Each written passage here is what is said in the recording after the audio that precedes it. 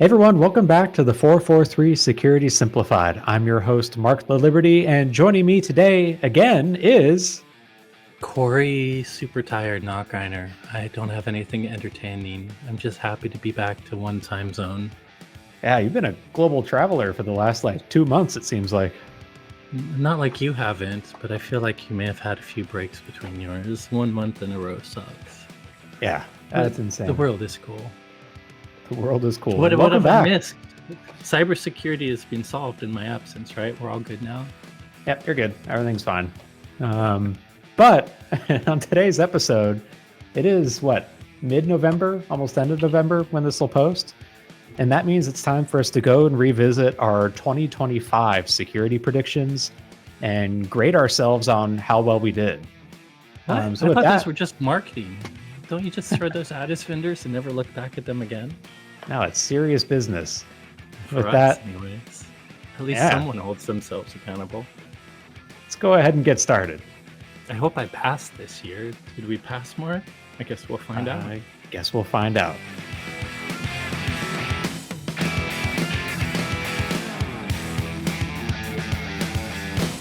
So, Corey, I guess maybe since it's been a year since we've talked about this, maybe we should start with just a quick recap of what these predictions are and why we do them and why we actually do come back and revisit them, unlike other vendors that are out there. Do you want to maybe take a spin at that? Sure.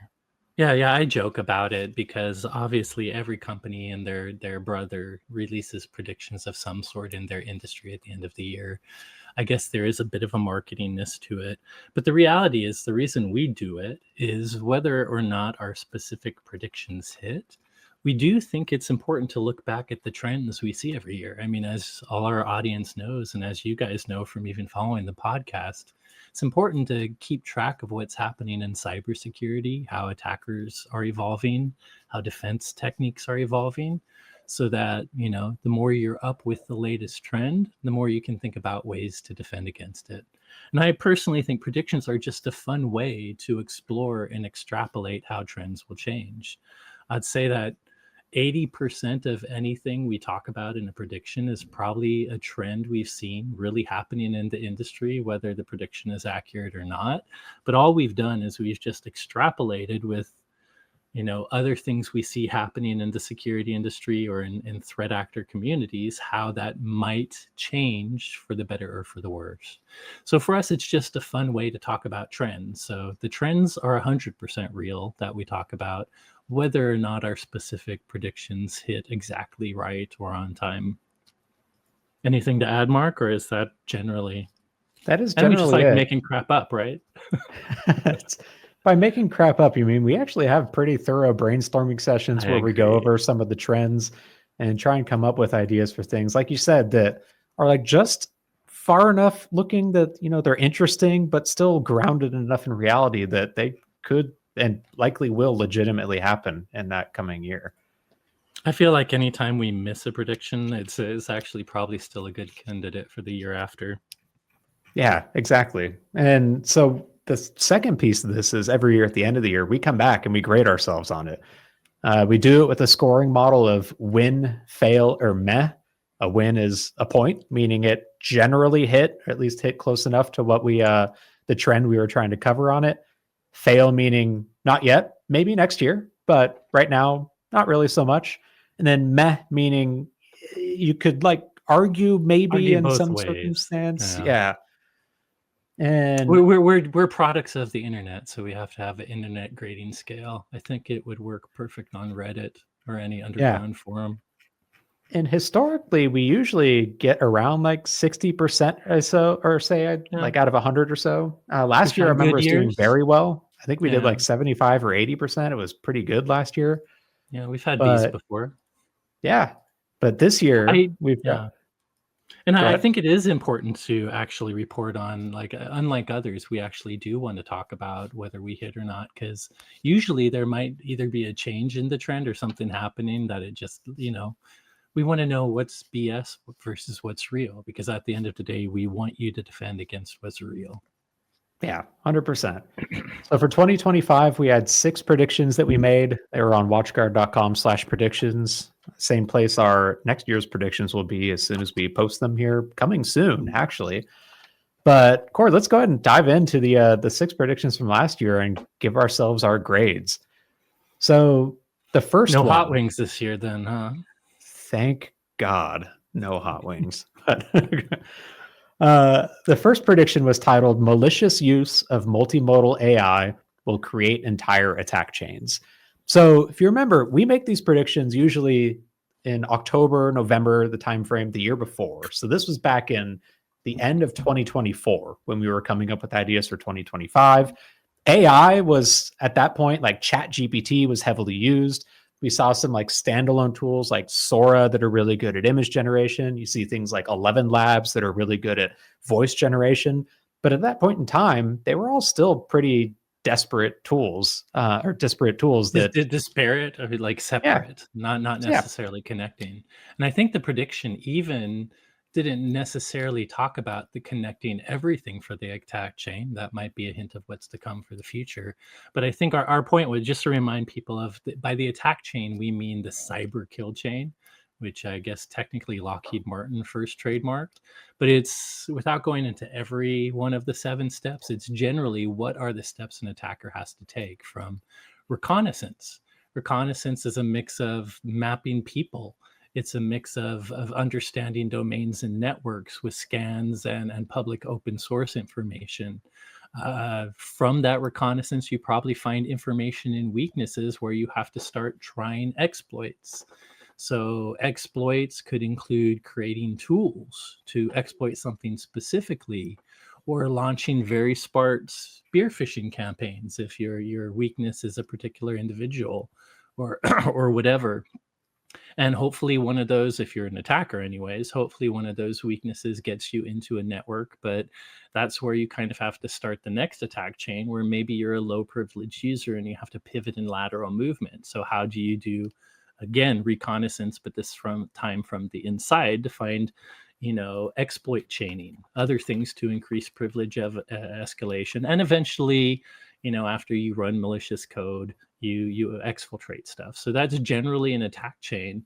And I think what we were saying were, in the past, a lot of these AI tools were single modal, but we were seeing more multimodal tools. And whether they're single or multimodal, there were tools, AI tools, that could help with every part of the attack chain.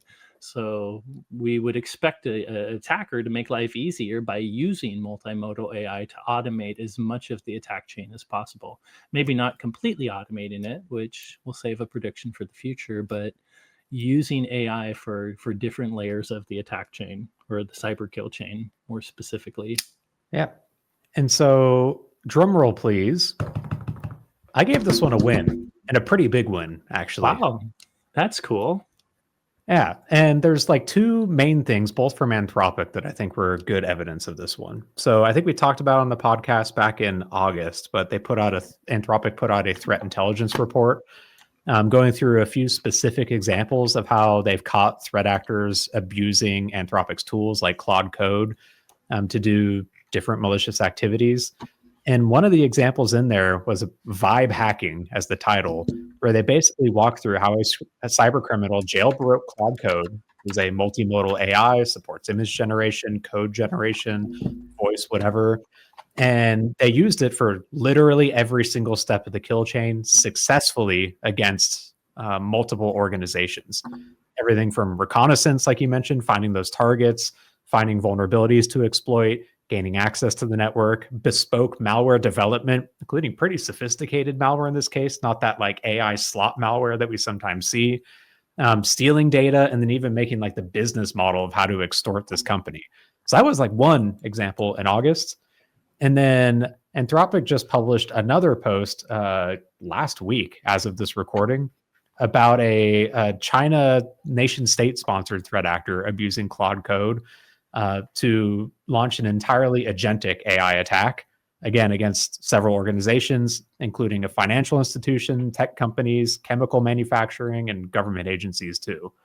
Now, this second report was met with some skepticism as like potentially a marketing ploy for Anthropic saying, look how powerful our tools are. But we are still seeing specific examples of threat actors leveraging these agentic AI or multimodal AI tools for the entirety of the kill chain. And I call that a big win. What do you think, Yeah. Corey?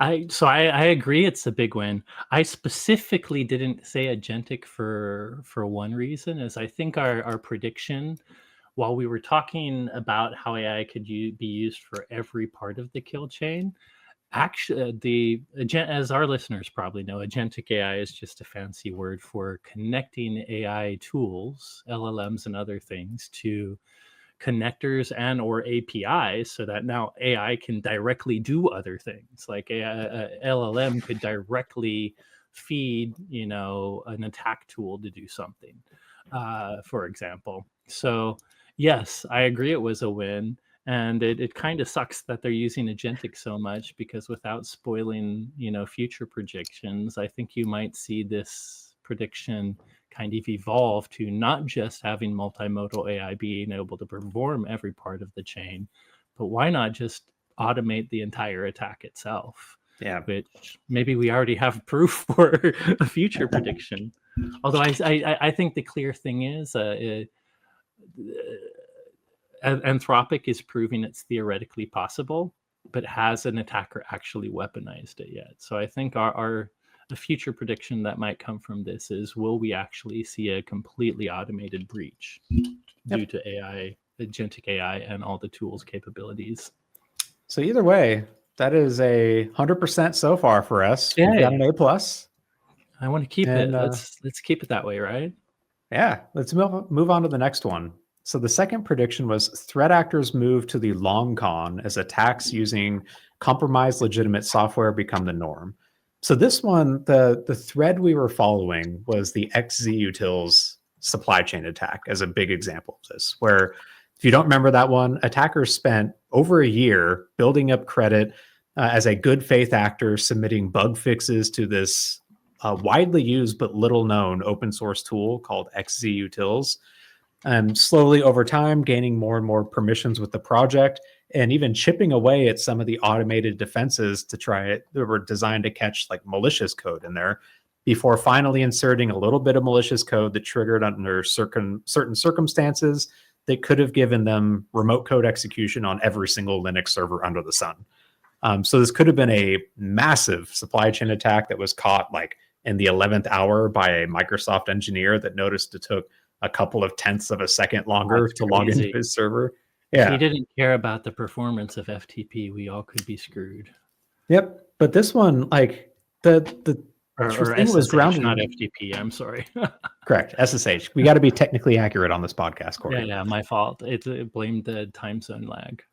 So this one though, like I have to say, it scared the crap out of me because it feels like we caught this one by luck. Like one person was king nerd and noticed things went just slow enough that he investigated and loaded up debugging tools. Yeah. What if he was on vacation that week? And now it makes its way into the mainline releases of a bunch of Linux systems. And it seemed like this kind of shined a light on a major weakness in our software supply chain, especially in open source, where we've got these widely used but little known projects maintained by maybe one person, where an attacker could potentially over time slowly worm their way into it. Well, until you said the end mark, I actually think we have plenty of proof from the year that this idea that an attacker could make it into some sort of open source, well-known system is really a huge digital supply chain disruptor and problem. So I think we have tons of stories this year that shows that. I think the only issue you kind of said at the end was that it takes a long con. Maybe it would be sad. I think we assume that because you think the big, huge open source repositories that everyone uses and relies on for tons and tons of ubiquitous stuff would be hard targets that would take a long con to break into. But I think the long con might be the only miss, right, Mark? And I think that's why I graded this one as a fail, where there were massive software supply chain attacks this last year, like the NPM Shai Halud worm that made its way through several rather large, really popular packages in the NPM package index. If you remember back in, I think it was August, SalesLoft Drift, which is a, I don't know, marketing platform kind of thing, had some OAuth credentials compromised and managed to let attackers steal a ton of data out of Salesforce tenants.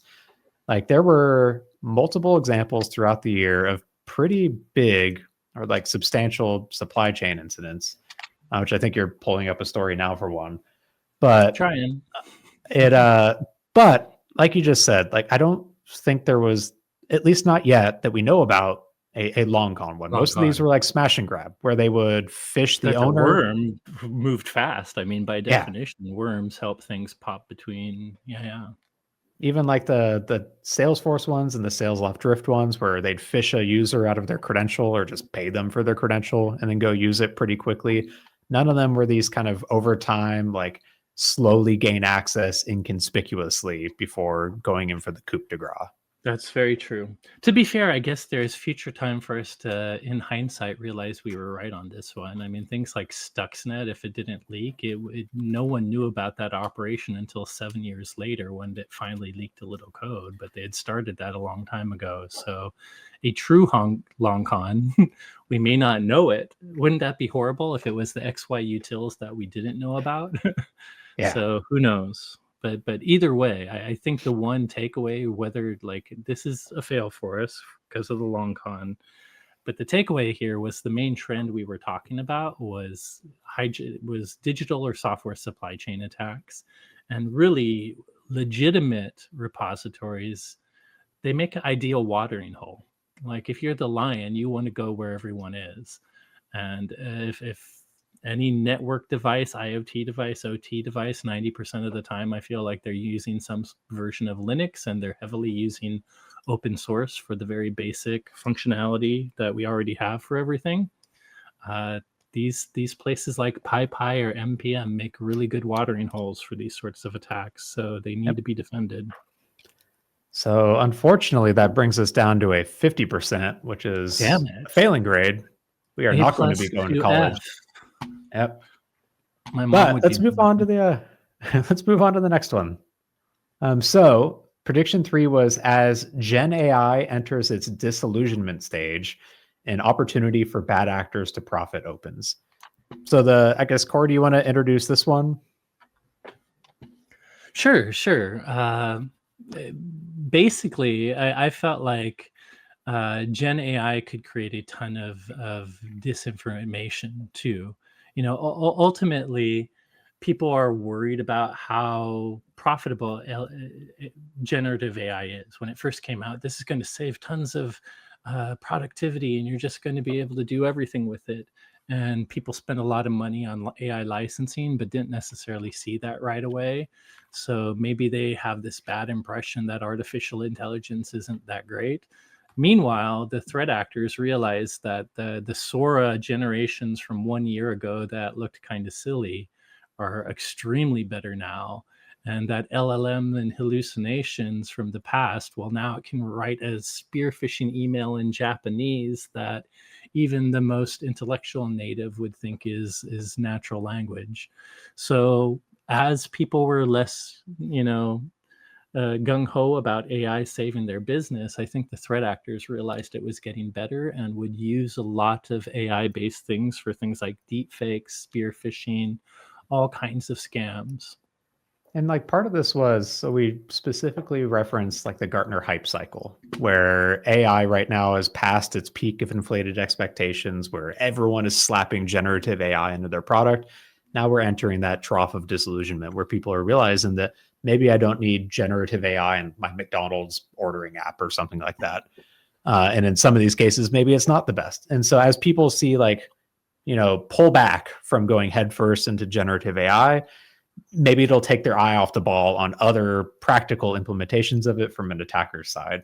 And we are seeing people pull back from generative AI. Like I saw Gartner's latest prediction now that 50% of organizations are going to abandon plans to reduce customer service workforce due to AI in the next 2 years, basically as they realize some of these like agentic AI tools for customer service are a bit crap and ticking off all of your customers. And so maybe you don't want to overly rely on them. We are objectively, and also beyond that, like bubble talk seems to be big now too. Like every The time AI someone brings up bubble. AI, it's, are we in a bubble? Like all signs Spending sort of like point $1 to it. trillion for data centers, but are people actually going to pay so they all become profitable? Yeah. And so, would attackers still continue using these tools that are getting better every single week with more success as people are starting to think otherwise that maybe AI isn't all that great? This one's a bit nuanced, but I gave it a win in this case, and I've got a couple of examples for it.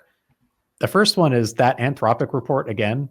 One of the threat actors, or one of the threat actors they were talking about, was North Korean IT workers using Claude Code for everything from um, writing their CVs to building a entire like background for them as a persona, to handling the interview itself, to getting hired, to doing the actual work.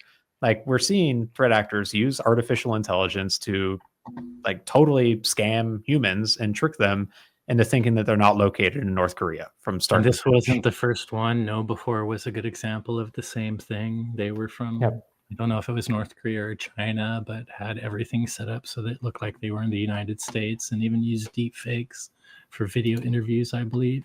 Yep. And in other stats, like Google, their threat intelligence team published a report earlier this year where they found that deepfake vishing surged 1,600% in the first quarter of this year compared to the last year. So attackers are clearly leveraging these tools because it's working. Like generative AI is fantastic at writing spear phishing messages, helping you with vishing, making you sound, look, and read just like a human. Even if we are entering that trough of disillusionment, they're finding success with using these tools, which is why I gave it a win. But curious what your thoughts are. I really kind of agree. I wish I, on demand, could remember the organization that did the study, but there was a group that has been testing humans versus AI at writing phishing emails, spear phishing emails specifically. And I think the first year the humans barely won out, but now phishing, like machine generated spear phishing, is better than human generated spear phishing. And it's just going to get worse. And even if you're thinking in non-cybersecurity, if you look at politics and news and how people are using generative AI for videos, and while some are just obviously silly jokes, some it's people are falling for it. There's a dumb video of, I think it was rabbits on a trampoline, that still half my friend group thought was a real video. So when you apply that to a human being trying to understand if a person in a scam is real or not, it's a pretty dystopian future that I think is coming to. Generative AI is getting good. That joke about all media needing a watermark now, or a digital signature to prove, I think we have to go there. I think it's the only option for the industry, is to, people will have to sign their video to prove that it's authentic. And do we have the technology for that yet?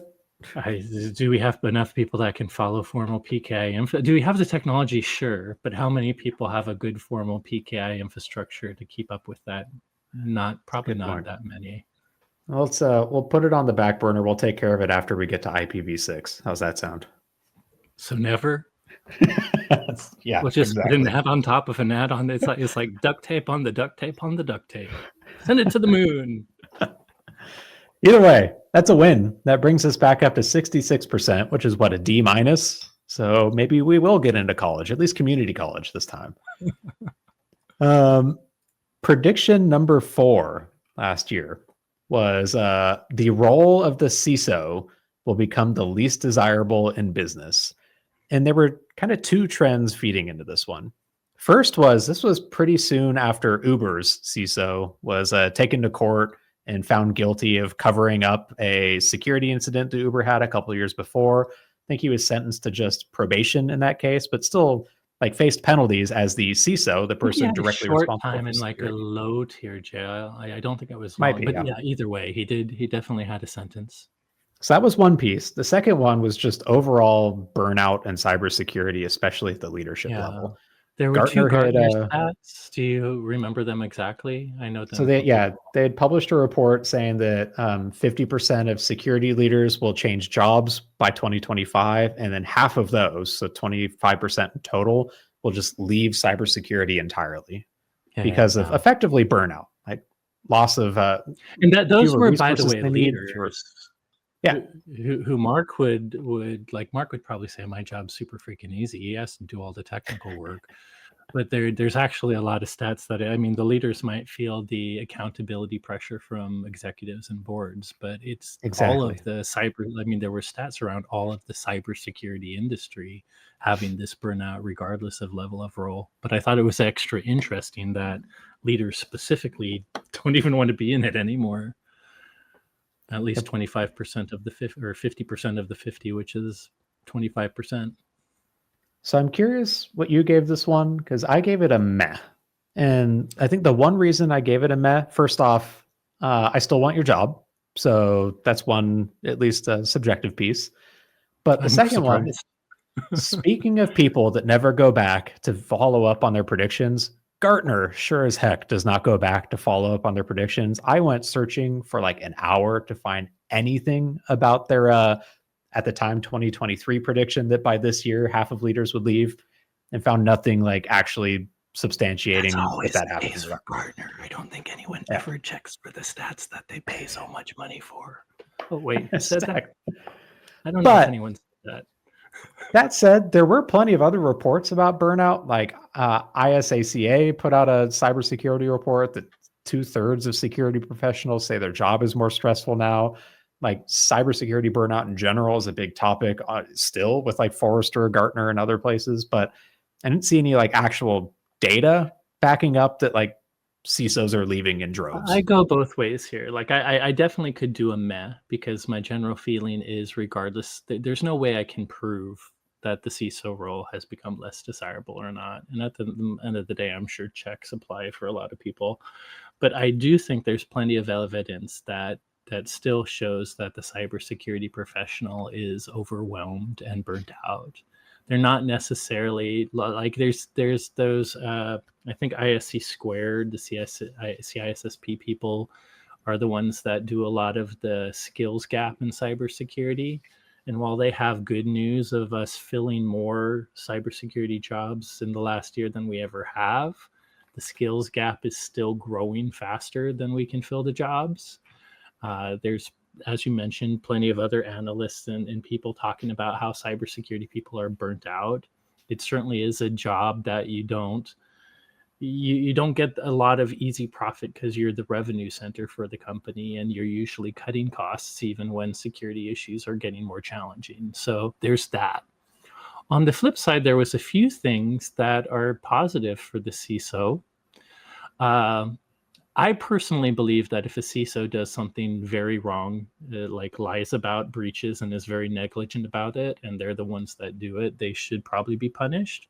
But the funny thing is, the Uber CISO is now out of whatever his punishment was, and he's actually doing fine. He's a well sought after speaker that has a good job and probably has more notoriety. Plus, the better side of that story, the side that's coming out a little bit that I thought is interesting, although this is, remember, I'm just reading into what he's written, is that I don't think that Uber CTO was the one that chose alone to do that. I believe the C level knew about it. And now people are kind of looking at that scapegoating of cybersecurity when really cybersecurity, even though you should have an accountable CISO and that CISO should take accountability, it requires the entire executive team and the CEO to sign off and support the CISO. At the end of the day, the CISO can't say no to the CEO's business decisions or the board. So I do see the fact that we now consider cybersecurity a board level thing, and maybe other executives are realizing the importance, could make it so the CISO's not just this role that's a scapegoat when things are bad, but doesn't get the profit when things are actually working well. But it's hard to say. I don't know if you have any other additional thoughts. I do still think it's a very tiring job. Sometimes it feels like the bad guys are winning. We have to chase every tiny leak when they just have to find that one hole to poke. Yeah. I still think it's a meth because couldn't find any data to back up like really anything other than, Yeah. yeah, it kind of sucks. But by the way, I was leaning towards fail. Um, It may not be as horrible a role as people are, at least as executive and board are starting to take some accountability for security too. so I still say meh, at least, because you don't see many articles on like all the people getting sales burnout from their No, sales no. jobs, right? Yeah. Or marketing And by the burnout way, from a their marketing CEO hasn't jobs. necessarily gone to jail because of a security issue, only a CISO, so Yep. that I know of. So if we're being generous, which we are with a meh, that puts us at 2.5 out of 4. So a 63%, which I think is back down to failing, unfortunately. Uh-oh. But let's see if we can turn this around with our last two predictions. Prediction number 5 was intelligence agencies and law enforcement disruption of threat actors starts to have a meaningful impact. So back at the end of 2024, we were seeing trends of like this whole of world approach to going after threat actors, where the FBI in the US would partner with Dutch law enforcement, other European law enforcement, the UK, who's not in Europe anymore, to go and disrupt these big botnet campaigns or ransomware operators to just make their life more difficult. And even if they couldn't arrest people and bring them to trial, they could take down their botnet. They could take over their domains. They could take over their cryptocurrency wallets and just make it more expensive to run their attacks, which makes it less incentivized to do it. And the prediction was really that this would have an impact because at the time, we were seeing almost every single week, every single month, like another massive takedown of like Lockbit and other big threat actors. And it felt like we were turning this tide where maybe there would be like a lowering of ransomware attacks or just overall cybercrime. And I, again, curious on your thoughts, Corey. I gave this one a fail, unfortunately, because while we did see continued disruption activities for the last year throughout 2025, like if we look at ransomware specifically, for example, the Verizon data breach investigations report that just came out a bit ago showed that ransomware was up 37% year over year. So they clearly didn't have an impact on ransomware operations in that case. We've seen in our own ransomware tracker feed on watchguard.com, there's more and more operators every single day, more and more victims every day. So I don't think we can give ourselves a win on this, but what do you think? I think I'm completely with you on not having a win, but I think the only reason is for the fact that it said meaningful impact. The meaningful impact, by my estimation, means you have to kind of overall lower cybercrime, and as you said, ransomware is up. But to be fair, there were lots of group takedowns, right? I mean, I think a group of many different law enforcement international operations did a coordinated takedown on the 8-base ransomware gang. I think the Dutch police did a good takedown on some of the bulletproof hosting services that leave Z and Xhost servers up. Luma C2, there's some stealing malware. There was another Justice Department coordinated takedown of that malware. So just basically to give a shout out to our friends in the intelligence agencies and law enforcement, I will say the basis of our prediction of actually seeing them doing more takedowns, whether it's all the work they need to do to actually catch criminals and take down infrastructure, or even doing kind of financial takedowns where they find ways to make sure that the criminals can't get the money they stole. That's all happening. I just feel like the volume of cybercrime was much higher than the volume of takedowns this year. It wasn't none were quite as big as like a Lockbit takedown, which at the time was the majority of ransomware. To play just devil's advocate, this one's also a little bit tough because if we say ransomware went up 37% last year, what if they did nothing? If there was no takedowns at all, Oh would it yeah, have gone up by much 50%? worse. Does Or that mean it had a meaningful? 1600%, Yeah, exactly. AI, who knows? Yeah. So So maybe it it is could have more had, meaningful than we know. yeah. But if I remember when we were making this prediction, like the expectation we were saying internally was it would actually lower. So not just stop it from going up as much, but lower cybercrime or ransomware or something like Yeah. that measurably. Even if I'm being just slightly subjective, it just doesn't, none of the takedowns feel as big as, say, a Lockbit. 8-base was a Yep. nice effort, but it never seemed as big a situation as Lockbit was. Yep. So unfortunately, that gives us a 2.5 out of 5 Now so we're really far. failing, dude. Ouch. Down to 50% a again? 50%. Let's Give me a see. D at least, man. Can we turn it around with prediction number 6, which was to secure operational technology, organizations will rely on AI-powered anomaly detection. Oh, wow. This one And does not feel self-serving at all. I'm kidding. It may be a little, though. We have some really good AI anomaly detection here at WatchGuard. Yep.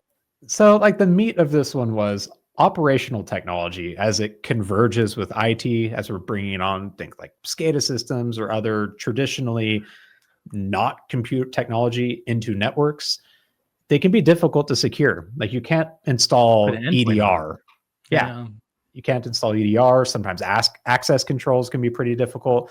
Sometimes they never get updates whatsoever, but you still need network connectivity Air on them. gaps might have been a pipe dream 100 years ago, but they don't seem like anyone really has an air gap anymore. Yep. So the prediction was built around using artificial intelligence in a like protocol or endpoint agnostic way in order to do anomaly detection to catch threats targeting these systems, which just coincidentally was timed with WatchGuard's launch of ThreatSync Huh. plus NDR at the time. What a coincidence.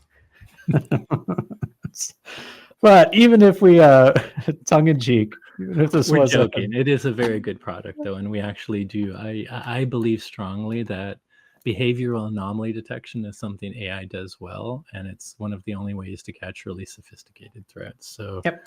self-serving jokes aside, this still is a real trend. So I gave this one a meh.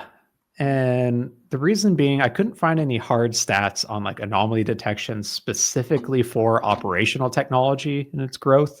But I Okay, did that makes see sense. that the operational detection market or anomaly detection market is Yeah. increasing. Like there was a I was report I gonna saw. say, I'll bring up the report. I was gonna say it's a win as far as that, but what made sense to me is that this does not specifically the article I'm showing right now, that it's operational technology. There we Yeah. go. But what is it like 16.5% compound annual growth rate through 2033 for anomaly detection? And it makes sense. These tools are getting more and more powerful as just AI and even traditional machine learning grows in power over time too. Like our ThreatSync plus NDR product, our MDR team all heavily rely on like pretty sophisticated traditional machine learning and I guess marketing term AI powered threat detection and anomaly detection because does things great that humans are really bad at, sifting through huge amounts of data to try and spot things that shouldn't be in there. It And really so, is the big data, right? I mean, anomaly detection is statistics. It's just what's an anomaly is something that's statistically unusual.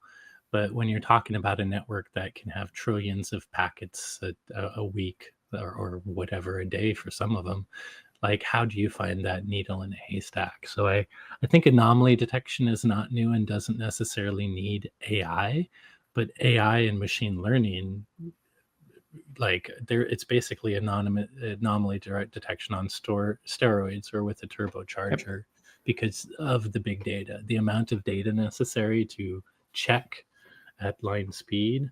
That's why AI based anomaly detection is the secret sauce. Now we could be generous and say that operational technology and information technology is converging, still converging in 2025. Hey, if it's growing at 16.57%, it's also growing in OT too, right? It may not be calling it out, but it's one of the growing ones. It could be. I need a So passing grade. I don't want my mom to disown me. as the grader for this project, I think you've convinced me on this one. So let's change that meh to a win.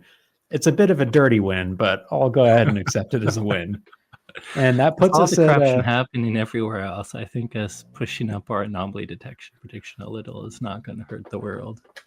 so that puts us at 3.5 out of 6, which is a whopping 58%. But That's barely a D, maybe on a bell curve. exactly, we're grading on a bell curve because half the other people didn't turn in their homework. So I'm going to go ahead and call this Hey, an that A. becomes the A plus. Exactly. The old 58% A plus. Thank Good God for the job, us. college bell curve.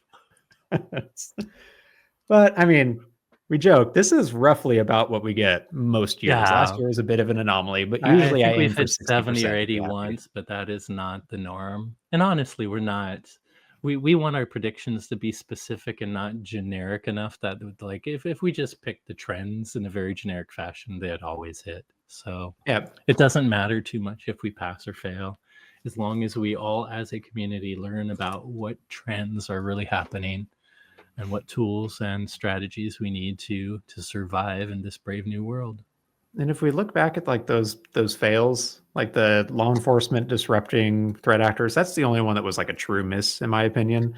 Like the long con one, I think is still very much a real possibility. Like Yeah. it could still be a thing, and I maybe mean, we won't if a find out about it. simple short con can hit NPM 3 different times and affect overall thousands, I think the latest one claimed thousands of packages. If these little short cons do it, imagine that one long conner there that's in one really key open source repository or project. Yeah. And so the main takeaway is just stay up to date on the trends. Like our predictions are a fun way to do it. We will have our next batch of predictions coming out imminently on watchguard.com again. It's not And like we'll I talk already gave one away or anything.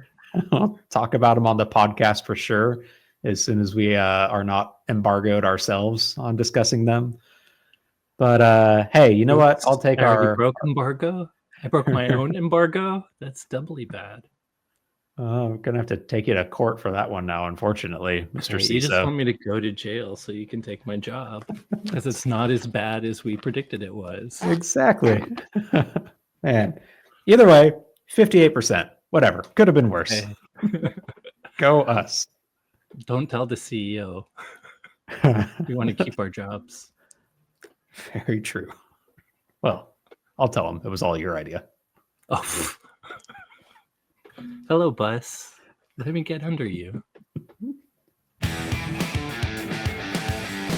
Well, thanks again for listening, everyone. As always, if you enjoyed today's episode, don't forget to rate, review, and subscribe. If you have any questions on today's topics or suggestions for future episode topics, or if you have your own predictions for 2026, if you're still listening Oh at this gosh, point, please. yeah, Give send them us an to us. email, send us a post on Blue Sky. I'm at itsmark.me. Corey's at Second Adept. I technically still have a Twitter account. I'm sure I'll get a notification there if you would rather go that way. You can also send us a picture on Instagram at watchguard_technologies. But if you have a prediction you want us to talk about on the 2026 predictions episode, please share it. And Dude, we'll, share it for sure. Even if it misses us in time, share it after. I would do another episode on external predictions if we got enough. I would love to hear what your listeners are thinking. so maybe we should solicit this input not in the outro that no one listens to at this point, which I'm That's a guessing good everyone point. is I guess probably we gone should by now. probably go and put it in the blog or Reddit or somewhere. If you're Where still neither of listening, us I've are. got a coupon code for half off of a WatchGuard Firebox. Just Awesome. email Corey to go claim it. That's not true. That might actually get someone in trouble. Anyways, I have a summer home in Antarctica that's really balmy and nice. Half off. thanks again for listening. You will hear from us next week if we're still employed.